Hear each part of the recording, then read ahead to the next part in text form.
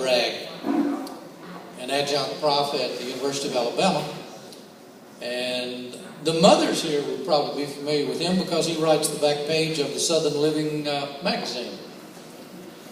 But Rick went in search of an authentic Delta blues man. And in Greenville, Mississippi, he found one. A guy named Paul Jones, who told him, if you were not born here, if you have not had your spirit and your body broken, if you have not seen these endless cotton fields and hated every row of them, you can't sing the blues. There may be some truth to that, but I did chop and pick cotton as a kid on our farm in the other LA, Lower Alabama. So I think I know where the blues came from. But I think about Bunny Raitt, who said, you know, when I was a little girl, I knew I wasn't black. I knew I wasn't born in the blues. But I loved it so much and wanted to sound so much like my blues heroes that I played guitar every day until my fingers would bleed. Now keep in mind, this little girl grew up the daughter of an actor in Hollywood. If she loves the blues that much and has won Grammys performing them, it just proves one thing. Everybody's had the blues, from Harlem to Hollywood. From an old hand-cranked Victrola to a touch-tone MP3.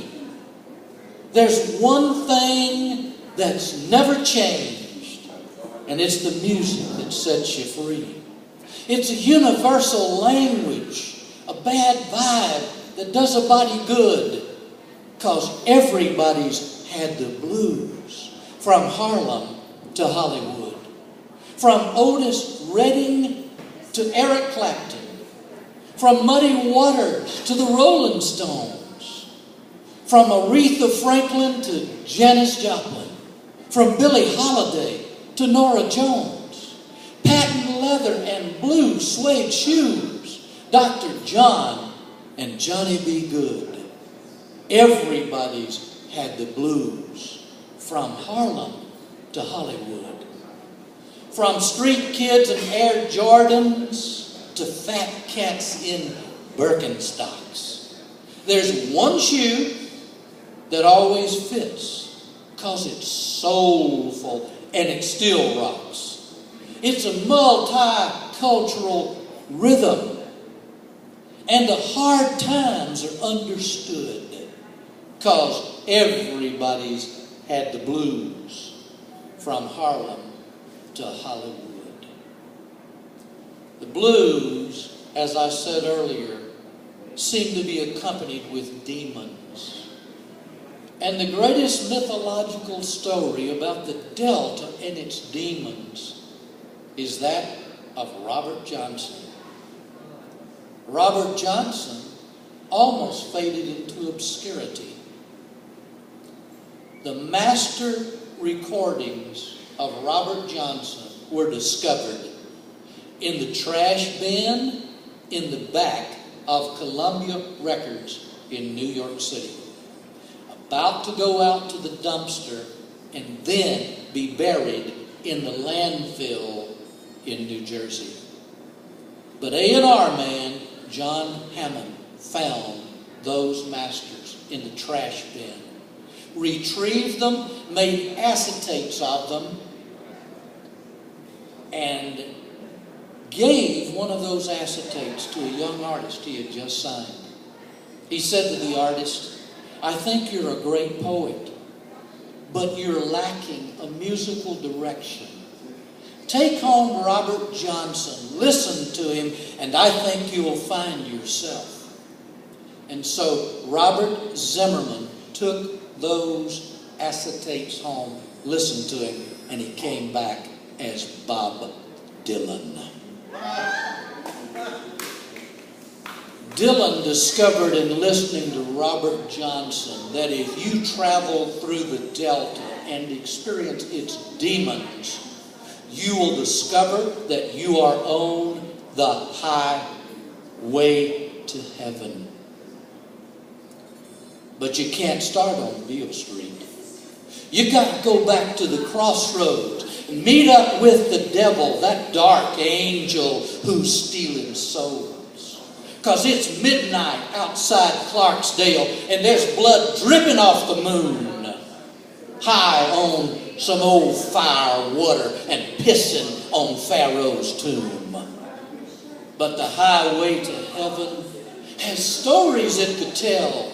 It's your ticket to Memphis, and it's right through those cotton fields, singing songs about Jesus to break some voodoo spell.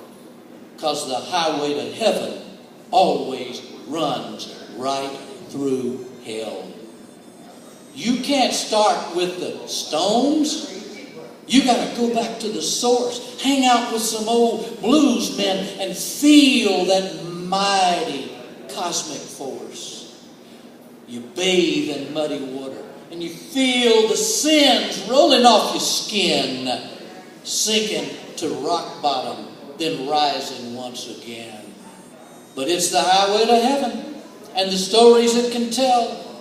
It's your ticket to Memphis through those Delta cotton fields, singing songs about Jesus to break some voodoo spell. It's the highway to heaven, but it runs right through hell.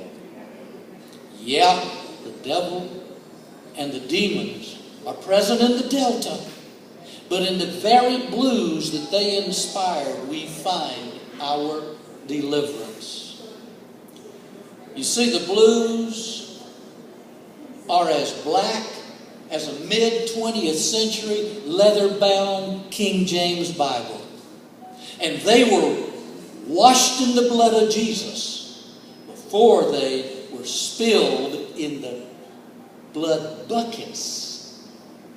Those African-American jukes that seem to somehow mix moonshine with switchblade knives. Some call it the Chitlin Circuit. And everybody worth his salt in music passed through there.